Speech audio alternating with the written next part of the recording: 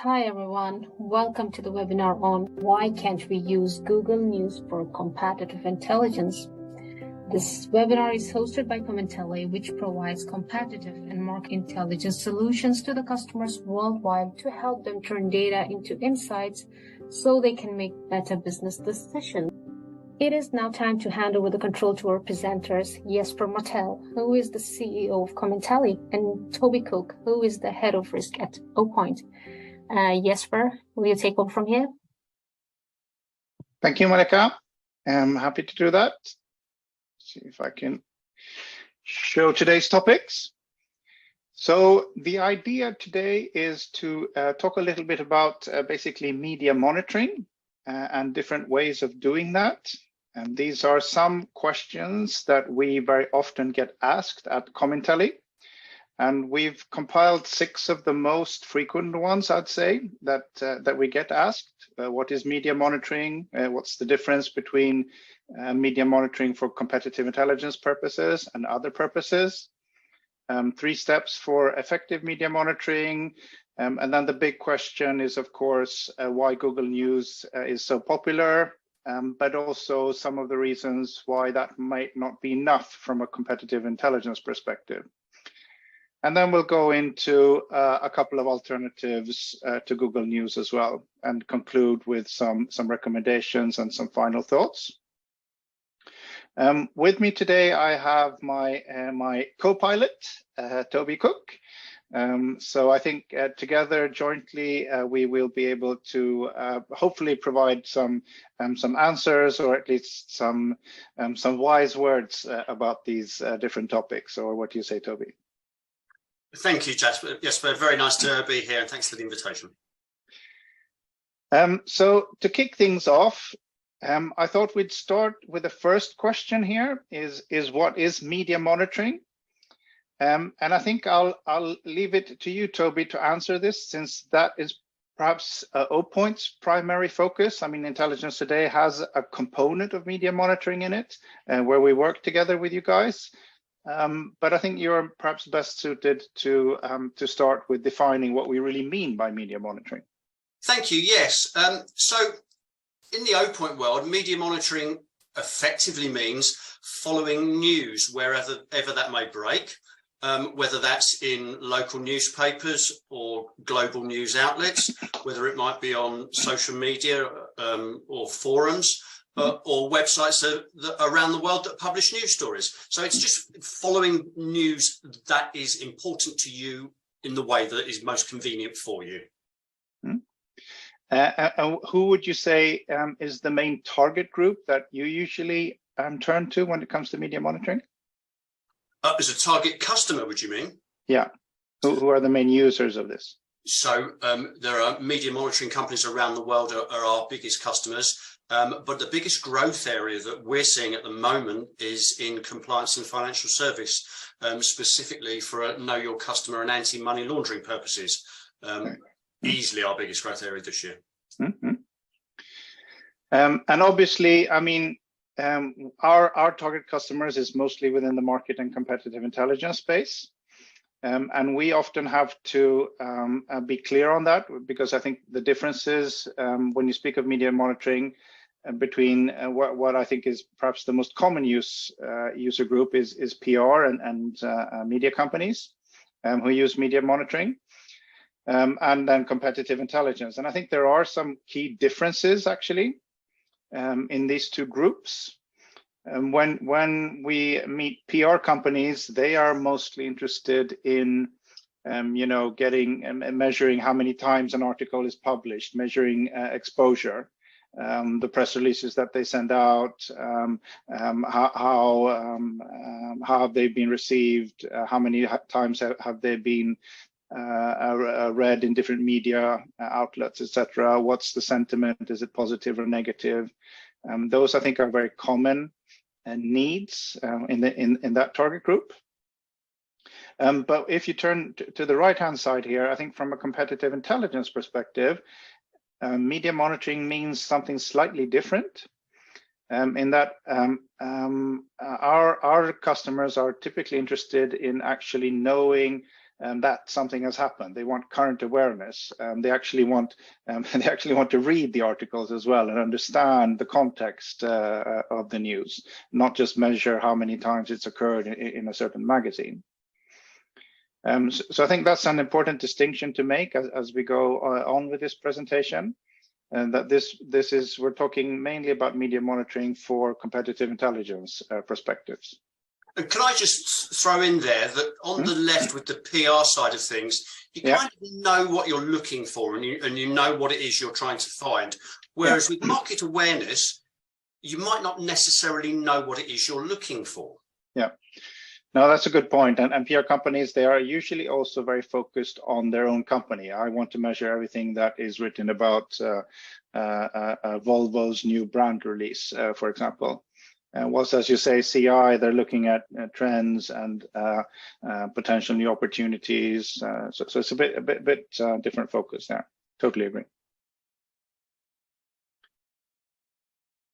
And then this is a very simple model when it comes to effective media monitoring.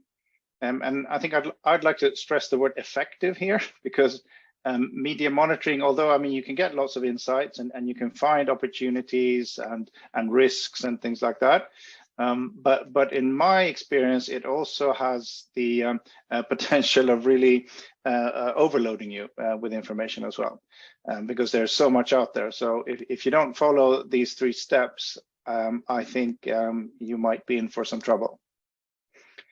And these are 3 steps that we use. I'm sure they're quite similar to what you guys recommend at OPoint as well. Yeah, exactly. Effectively, there are so many different sources of information available in the world that you wouldn't want to look at everything. So what and where are quite important. And then obviously the how is perhaps where you guys would come into it. Yeah, I agree, and I think, I mean, the what is basically what sources you want to monitor, or sort of what topics you want to monitor. What are the key intelligence topics, and the where is the sources. So what are the best sources? And I agree with you. Those 2 are usually quite straightforward in terms of that most companies have that. But where I think we find the most difficulties, or where most companies fail, is perhaps the last part here. Is how do you collect it, and how do you store it? How do you get it delivered to you? Yes, we find one of the biggest problems in the competitive environment is competitive intelligence environment is not getting enough information, but getting down through the huge amount of information to the bits that are really important for you. And I guess that's where systems like ours and yours would come into the question. Yeah. And we'll get back to this. I had a couple of slides on sort of what you want to monitor, but I think we'll jump through these a bit quickly. These are just topics, just an example of how you can create what we call a monitoring map or a topic map. I don't know if you have any specific comments on that. Otherwise, we can move on quite quickly here. Yeah, I mean, it's interesting. I mean, one of the key things is narrowing down what you're looking at, because we have access to over 9 billion articles.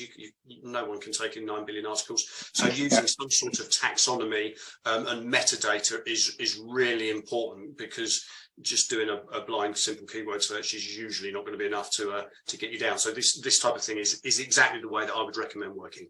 Yeah.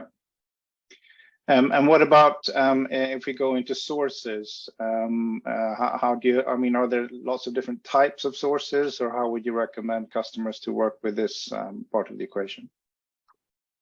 So we focus and are specialized on capturing news content from news sources. Now, 20 years ago, that was a very distinct specialist internet news site.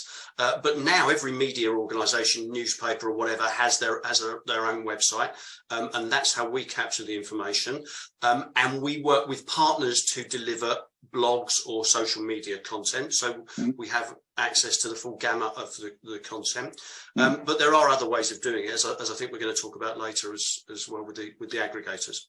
Yeah, and we will come back to that, to digital sources, but this is just a question out of curiosity, is because now we are talking online information, but are people still, I mean, is there any, if you want to sort of capture other types of sources, I mean, do people like physical magazines and I don't know, TV, radio, is that something that, how does that fit in? So do people still scan physical magazines? Yeah. Do you know, I guess somewhere people are still doing that. So, or is everything available online nowadays? Everything. I think pretty much everything's available. Your question about TV and radios is a good one, because that is the ability to convert TV and radio content into text and then make it searchable is a kind of fledgling industry. So we are seeing that is available theoretically and possible, but the technology is not very good at the moment. So often the text is not as good as if you were reading it from a straight website where it was written straight to text. But no, that's a good point though, because TV and radio does capture a lot of information and are on the scene straight away early sometimes. So having the ability to search through speech to text content can be useful for the right people in the right environment. Yeah, and even I mean, I'm thinking we get some requests sometimes where people want to follow YouTube. YouTube is also a very popular channel. Is that something that you think can be managed, and how, if so? Do you know what, we're not the people to ask about that, and I'm not the person to ask about YouTube. I don't think I've been asked by my customer set for a YouTube content, but then. No, it's. I mean, it's the same from a technical perspective. It's almost the same, but you have to sort of convert audio and video into text. So at some point, everything has to be converted into text in order to make it searchable and findable. And the question is how you do that, and I guess there are different ways of doing that. Yeah, I mean, there are text to speech is available. Most PCs have the ability to do that now. Sorry, speech to text have the ability to do that now. You can use a specialist company that provides that information directly.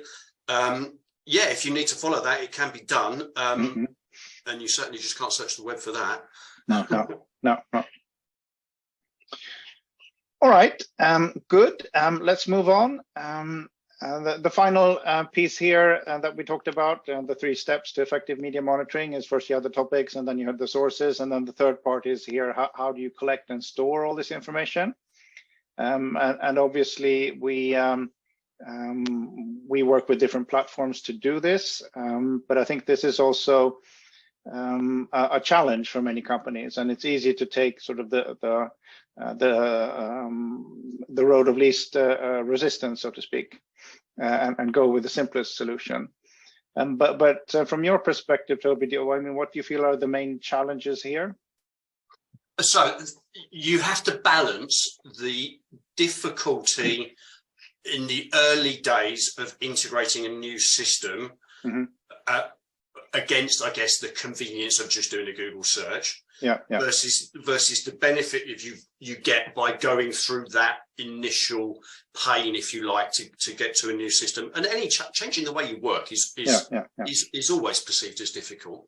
But there are lots of incredibly strong and compelling reasons why you can't just rely on searching Google. No, and that brings us maybe to the main topic of today is why Google News and Alerts is still so popular. And it is because, as you say, it's very well known, it's very convenient. People are aware and have used it before. So if you know what you're looking for, what topics and sources, then of course this is a good way to go. And let me first say that I mean, I think Google News and Alerts, by the way, is an amazing tool. So I think it has a lot of value, especially if you are new and starting out with things. And I think just the fact that there are so many users that are using these tools, and also even Google itself. I remember like 10 years ago, there was rumors that Google were going to discontinue this service, and it wasn't really a core part, and they're not really sort of upgrading or servicing it. They're just letting it run. But still, it's so popular. Yeah, I mean, let's be very clear. Google is a great service in what it does. It's tremendously easy to use. And it would be disingenuous of me to pretend that I don't use it. Obviously, I do. Everyone uses Google. And there's a generation of kids that are growing up that basically, when they think of the internet, they see the Google logo, because that's where they go. So let's not pretend that it has no value and it isn't used or shouldn't be used at all.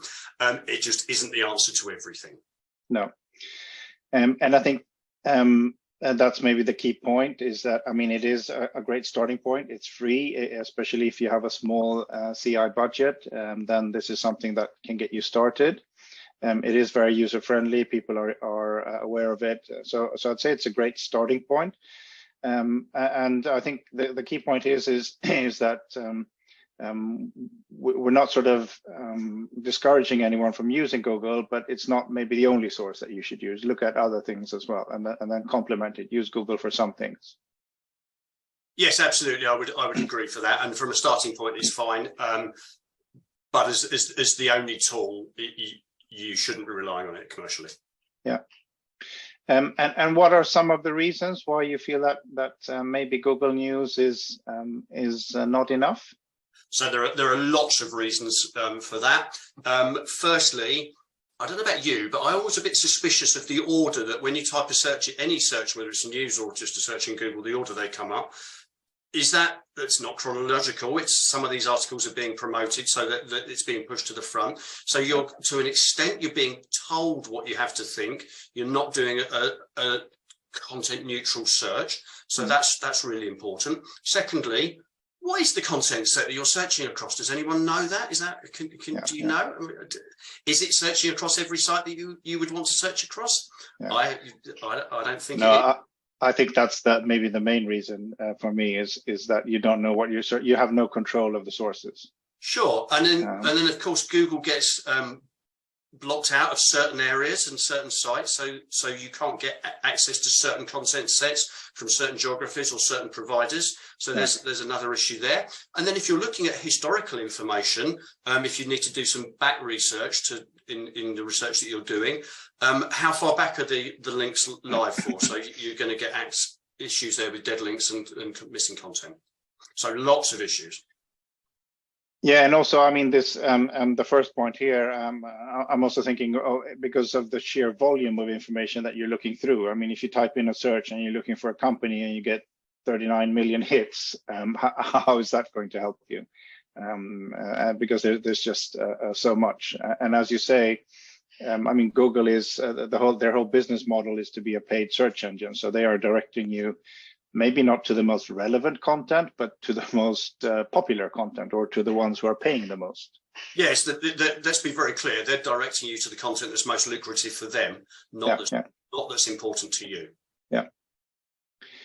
So I think those are maybe the two main reasons for me. I'd like to add one from our perspective, from a competitive intelligence perspective, is security. Because everything you do, all the searches that you do on Google is tracked by Google. So it goes outside of your organization, and it's quite easy for them to see what you're searching for. And if this is important to you, if you want to keep sort of confidentiality within your organization, then I think you should think twice about that. Actually, that is a very good point. I recently had a demonstration of a lead generation tool. Yeah. They know which companies are doing searches for what, and will tell you. So you can look up your competitors in those tools and see what they're searching for. Yeah. No, and I think especially for competitive intelligence, or if you're doing, I don't know, mergers and acquisitions and things like that, that could be very sensitive, since you're doing your searches outside of your own domain. Yeah, actually, if it's something that's the secret, Google's almost certainly a no-go. Yeah. No, and as you said, just the fact that there are third-party companies that are collecting this information also makes it a risk. Yeah, it was amazing the level of information they have. Any other reasons why you feel that maybe Google News is not enough, even though it's a fantastic service? Well, all of that we've talked about is broadly doing a manual search on google.com or co.uk, wherever you are. And you can integrate, but then as soon as you start to integrate it using their API functionality, then you're intercharging anyway. And if you're going to be paying for a service, then why not have a look around and see what the options are for a paid service? Yeah. And that brings us into the next question, which is question 4. What are some of the alternatives to Google News? If you would like to look at that, and I think we've listed them into 3 main groups of options. Any other alternatives beside these? I thought we'd just go through these 3 one by one and just discuss some of the pros and cons of each. Yeah, I think these 3 cover it, so they're quite interesting. So the direct feeds, RSS, for example, actually they can be very useful. If there are certain sites that you know that are important to you and you need to keep abreast of them, then why not take advantage of something like RSS as a way of bringing that into a reader that's convenient for you, if that makes sense to you. Yeah, I agree. I'd say they're surprisingly effective, actually, if you can find, as you say, if you can find the right source. And lately, I feel also sometimes that some companies at least are not providing RSS feeds in the same way that they did before. But a lot of the major news, I have CNN here as an example, but also New York Times and Reuters, they have quite nice RSS feeds that they provide. No, absolutely. I'm all in favour of using a really simple syndication technology like that. No. Yeah. No, I think that's the key word. It's simple and it's again free as well. But some of the drawbacks are obviously that they're limited in scope. You typically don't get full text content from here, and also I think the fact that you need to spend a lot of time to do this. Yes, you do. If you want to do it well. Although knowing what's coming up on the next couple of slides, they're actually quite good, because both of the next 2 methods that we're going to talk about, you can integrate RSS into them. So these are really not alternatives. These are things that can work together in. But how do you see? I mean, the technology of RSS or even JSON feeds, is that sort of on its way up or on its way down? How popular is it? Yeah, for us, RSS has had its day. It's not to say it's gone, but it's not the buzzword that it was. In the clients that I'm talking to, JSON's kind of the preferred format at the moment. Delivery format. And how long that lasts, I don't know. And any other formats or ways of delivering news that you see XML is the standard that effectively everyone in the industry looks at. So if you've got a nice, clean, consistent XML delivery, either in a feed or an API, then those are the best ways. And do you see anything developing if we were to look sort of 3, 4, 5 years ahead, or do you think we will be sort of stuck with RSS, JSON, and XML for the next foreseeable future? Yeah, I think for the time being, I think those will serve us well. I think JSON is very flexible and probably hasn't yet been exploited as far as it can be. So I would think if you were looking to invest in a system at the moment, if it was XML and JSON compatible, then you're fine. Yeah. Great. Moving on from there, we have web crawlers as well. Do you have any sort of good examples of web crawlers, or how would you define a web crawler? So now this is a subject that I can talk about for a while. I was guessing that. So for those of you that don't know, OPoint is a web crawling company that specializes in the delivery of news. So for 20 years, we have curated a list of 220,000 sites that we crawl 24/7. We've also developed some unique technology which allows us to be more successful at capturing content from the sites that we crawl. So from the 220,000 sites, we capture up to 4 million stories a day. And you can compare that with some of the news aggregators that we'll talk about later, which will capture between 300 and 600,000 stories a day. So we're orders of magnitude larger in the number of sources and stories that we capture. Plus, we have an archive going back 20 years with 9 billion stories linked. So it's a huge amount of data that we can give you access to. And who would you say are some of your main competitors as web crawlers, just to give people a feel for? There are other brands available. So LexisNexis would probably be the largest competitor that we would come up against. So like their Moreover service, or that's right. When it comes to web crawling, years ago, and have done a fantastic job with that. So some of the pros are breadth and depth of content and the searching and technology and APIs. But there are cons. Some of the sites won't get full access, so you need to buy an ID and password or need to get a license from the site provider. And I should also add that, and I know the same applies to Lexis or indeed Factiva, we offer a hybrid model, so it's not just web crawl content. We can provide licensed content, and we're owned by the 2 largest publishers in Scandinavia. So at no point will we be delivering content to you that we know the IP owner doesn't want delivered. So we're not into breaking copyright, and I know the same applies to Lexis. So as long as you're dealing with a reputable crawler, you won't be getting in any trouble there. Good. That makes me feel more comfortable. Any other sort of cons that you feel? I'm just thinking, how do you deal with social media like Twitter and things like that? Is that so that's a very good question, and a question that I get asked probably on a daily basis. As I said, we focus on news, so our business is built around delivering news and is built around crawling news sites and delivering news.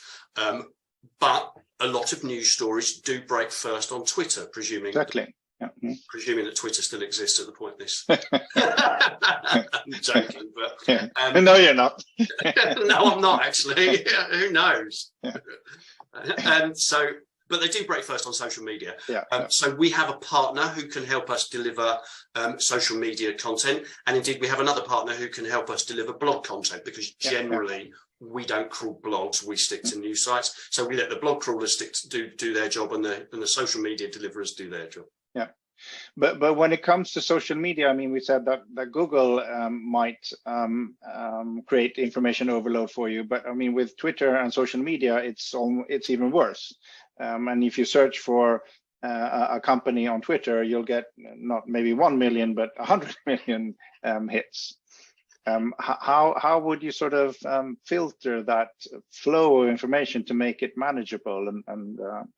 Well, I mean, that is a very good point. And in fact, that is why OPoint delivers news content from curated news sources, not just scrapes the web as a whole from uncurated sites. So we don't go to just regular Joe Bloggs' website or Twitter account or Facebook accounts. We let our partners do that because they specialize in that, just because it's the Wild West almost on Twitter, because people can say anything that they want, and we don't know how reputable or not they may be. So there are issues with social media. No, and I think what I like the most, I mean, comparing this to RSS feeds, what is obviously one of the big benefits of having a web crawler is that you get very many sources in one single tool. Instead of having to go out to each and every single source, you get everything in one package, which is of course much more effective. Yes, absolutely. It's a one-shot fits all kind of thing. We capture news from 220 countries, 120 different languages. You can tell us which countries, which languages, what subjects you want. You can do keyword filters to narrow the content down, and again, the same applies to our competitors as well. So it's a very good way of getting all of the content you need, but only the content that you Yeah. So still much more focused than, for example, Google. So you're much more controlled than if you were to do a Google search or Google Yes, alert. because you can define the content that you're searching over and how it is delivered to you and how the results are filtered. Much more than you can with Google. And we and Lexis and our competitors have no axe to grind. We will tell you the stories that match your criteria. We won't try to push sources on you that suit us. Yeah. Good. And then the third and final part of an alternative to Google or a complement to Google is what we call content aggregators. So these are perhaps the premium providers. And you mentioned Lexis before. Do you have any examples of what we would call content aggregators? Yeah, so there's a couple of content aggregators that people will know. Factiva's probably the best known one globally. I would give a little shout out to Acquire Media, which is now part of Moody's, who are also a fantastic content aggregator, and there's some great people work there. And obviously, yes, but I used to work there, so I'm biased. So from a content aggregator side, they're great. Frankly, these days, content aggregators and the web crawlers are similar in that they will have a hybrid model. So most of their content will be licensed, but a significant proportion will be web crawled. Whereas with the web crawlers, most of theirs is web crawled, but some of it will be licensed. So it's kind of coming at the problem from two different sides, but it's the same coin that you're looking at. The content aggregators can generally, if speed is your issue, if you need sub-second delivery or nanosecond delivery for a trading environment, then you have to talk to a content aggregator who's delivering the content direct from me. You will pay for it, but that means you're getting access to the full fat feed. Search capabilities usually pretty much the same across content aggregators and the web crawlers, and they will be as highly configurable. The cons are, of course, there will tend to be a higher cost. So if you're looking at a Factiva versus a web crawling from us or one of the web crawlers, we will be significantly cheaper. But that's interesting that you say that there's sort of a hybrid model that some, both offer both web crawling, but they also have premium sources. Yeah. Are there any sources that you know of that are only available as paid sources that you can't get access to? Are there any sort of very sort of high premium sources? Do you have any examples of that? There are a couple that you would need to go to, and they tend to be news sources that are owned by one of the big aggregators. So that's their competitive advantage. In the Dow Jones International, you've got Wall Street Journal, which is very difficult to get at. New York Times now is sometimes a little bit tricky, but you get companies like some of the other ones, the high value news feeds in the financial world. Take Financial Times, for instance. They are scrupulously fair with the aggregators and the web crawling companies. They treat them all exactly the same. So it doesn't matter who you talk to, the requirements to get hold of FT content are exactly the same, whoever you're talking to. So you shouldn't assume that the premium sources have to be got via the owner of the premium source, if you know what I mean. No, that's interesting. That's an interesting development, I think. And I think that is perhaps because, as we started in the beginning, everything is available online and digital nowadays. So that's why this model is becoming more and more of a hybrid one. Yeah, it's interesting. There are the Dow Jones sources, but we have a relationship with Reuters that isn't recreated with either of the aggregators. So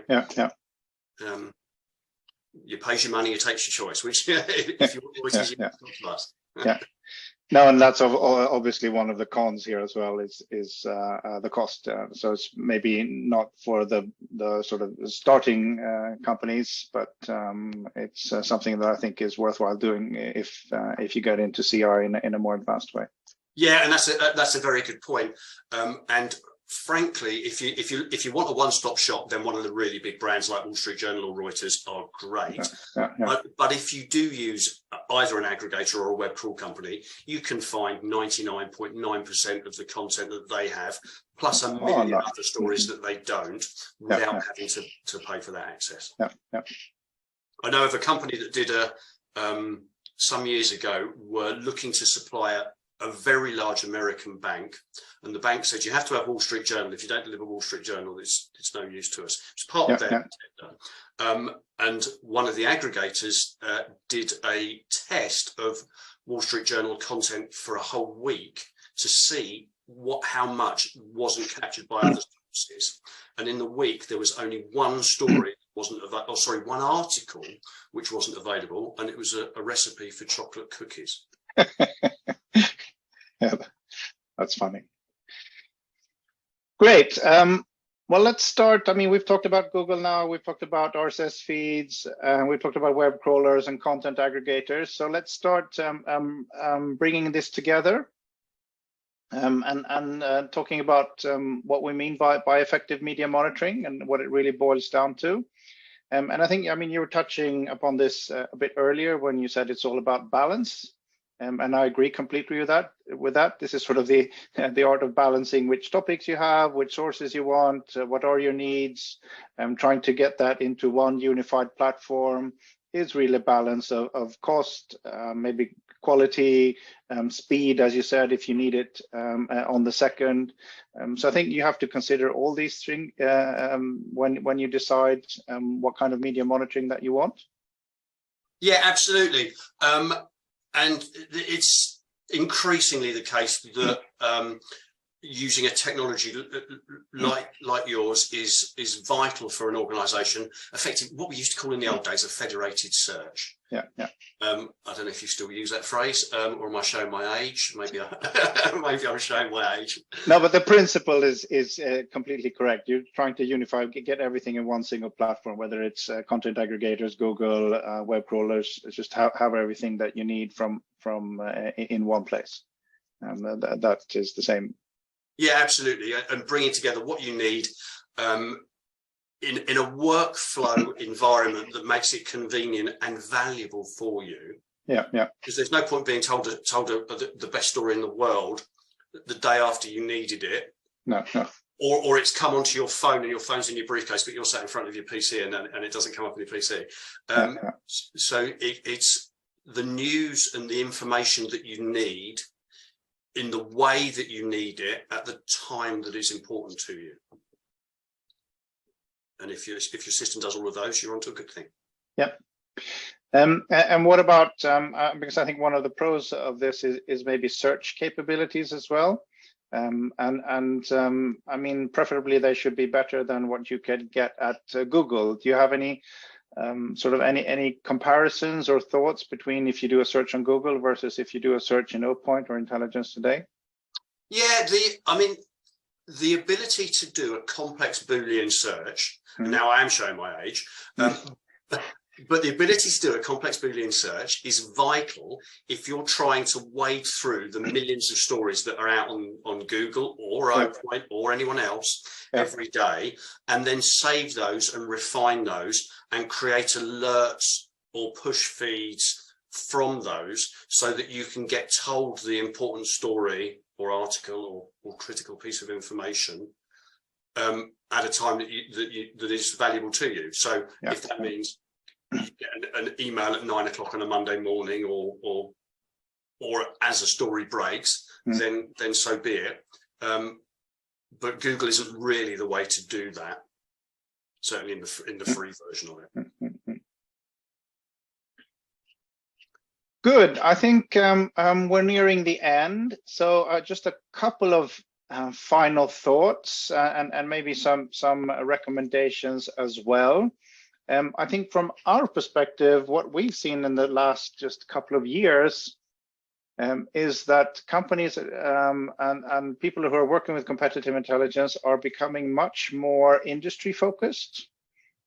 We call this sort of monitoring goes vertical, but instead of going out and sort of looking at all these general news stories, they focus just on a specific set of industry related sources that are more important and more relevant to them, and they trust them more. Is that something that you've seen any sort of signs of? Yeah, it is. And trust is a key thing there. So you need something that does the curation to make sure that you get the sources that are valuable, and you need a technology partner that you can rely upon, trust, to deliver the content that you know that they can find. And is that something that those kind of services, I don't know if that's something that you provide, but you mentioned sort of curation and filtering, because I think that's becoming more and more important because there's so much out there. What advice would you give to companies in those terms, and how do you find the golden nuggets? You need to find a partner who will listen to you.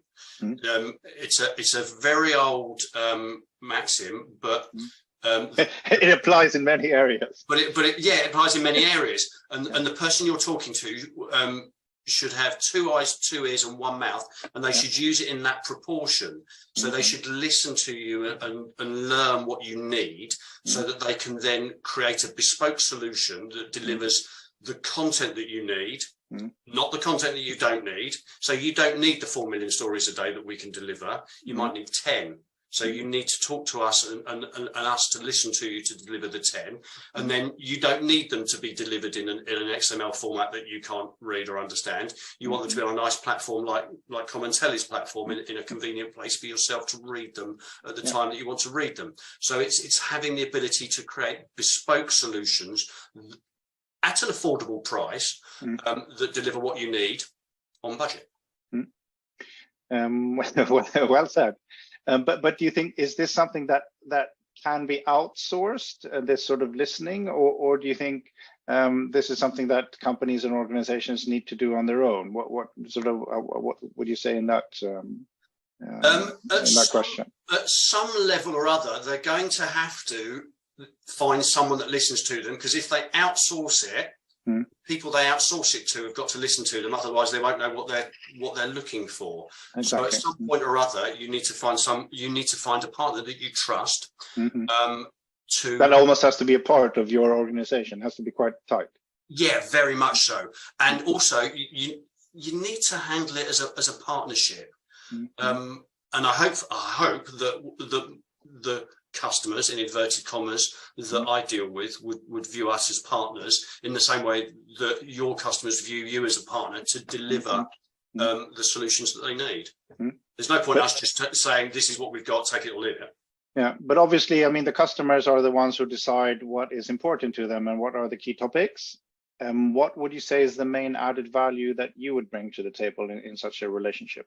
Oh, it's the filtration. So the ability the ability to match their requirements perfectly to deliver the content that they need, but not to overburden them with content that they don't need. So does that mean, I mean, in practical terms, doing the actual queries and setting up the searches and things like that? Oh yes, very often that would be the case. We obviously do have customers that are familiar enough with creating Boolean filters that they can do that themselves. But that is a special skill, I think. That not everyone has. But 9 times out of 10, we would, if not do the whole thing for them, we'll help them with it. And in the sales process that we have, we will always work with them, with the customers, to refine and filter down their searches. It's by far the biggest part of the process, demonstrating that the content is right, is filtering down the noise and delivering the signal, if you like, underneath it. Great. And then the final point that I had here, and I don't know if you have any final thoughts, but this is also something that we see very much. We just had a quote the other day that from one of our customers, that instead of going through 100,000 or 200,000 general news sources, they would prefer to rely on maybe 377 industry-specific sources. So it's, again, less is more. People are sort of looking for relevancy and they don't want to be overloaded. And I think the word that comes up in my mind is that quality is starting to win the battle. Any thoughts on that? Any comments? I would totally agree with you that quality in the news and data generally, quality is by far the most important thing. There is no point just being flooded with loads of rubbish, for want of a better word. You need a system that delivers to you the content that is most relevant and important to you.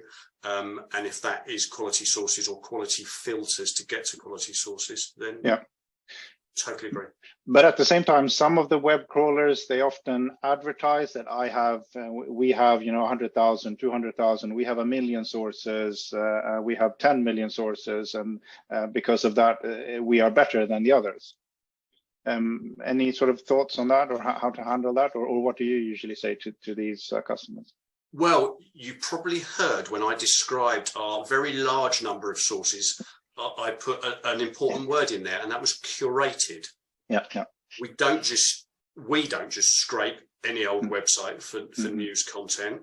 For sure, we could scrape thousands more sites if we did that, but our curated source list is important to make sure that we keep, for exactly that reason, to make sure that we keep the quality high.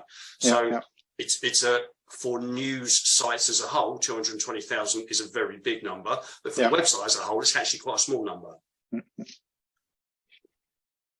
Great. Thanks for that, Toby. I think we're getting to the end. We still have a little bit time left for any questions that might have popped up from the audience. Or if there are, please jump in, Malika, to see if there are any specific questions. I think we've answered some of them along the way.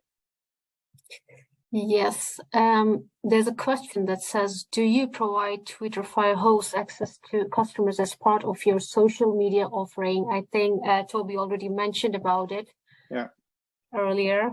Would you like to add something to it, Toby? Yeah, we have the ability to deliver Twitter, so if that's what you need, we can help. But then I hate that word in there, Twitter Fire host. Because that's really explains what it is. You'll get almost, if you can't stand the host, then you have to take it in a structured format as well. Otherwise, it will easily become too much, and you'll be flooded. Yeah, actually, I completely hate that word as well. It amazes me that anyone would choose to put fire hose in their marketing. It's just, when you're trying to find the needle in the haystack, the last thing you want to do is point a fire hose at the haystack. Yeah. Thank you very much. There's another one that says, how do you search query capabilities differentiate from Google Alerts? Which search operators do you offer that are second to none compared to Google or other technologies? Oh, good question. So now I could talk for another hour if you want. You have a couple of minutes. I'm assuming you don't want me to do that. And we have said that we use Boolean, and obviously the most common Boolean ones are ands or nots, but we do have a range of more complicated Boolean filters like spans to find when words are referenced near each other.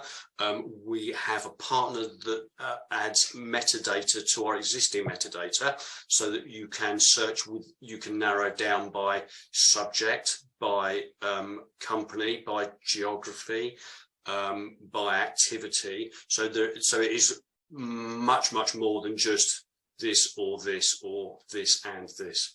The filtration process is incredibly accurate, and that allows us to get most of our searches down to tens of stories from a database of 9 billion. Thank you very much, Jesper and Toby, for this interesting presentation. Thank you all for being here with us today. I hope you all enjoyed this webinar. If you have any further questions, feel free to reach out to the email addresses here on the screen.